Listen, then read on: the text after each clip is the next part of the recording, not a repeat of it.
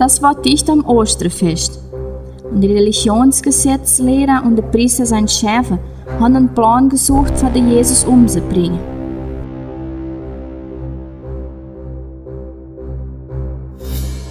Die haben aber Bang für das zu machen, weil da waren zu viel Leid beim Jesus. Da ist aber der Teufel in Judas Iskariot reingegangen. Der Judas war einer von den 12 Aposteln. Da ist der Judas aber bei den Schäfern vom Tempel hingegangen und hat gesagt, der täte Jesus in denen seinen Händen abgeben. Die Schäfer vom Tempel sind überfroh damit und haben versprochen, dem Judas 30 silberne Nickel geben, wenn er das machen würde.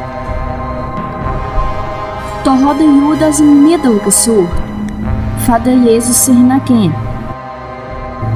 Der wollte das aber machen, wenn niemand bei ihm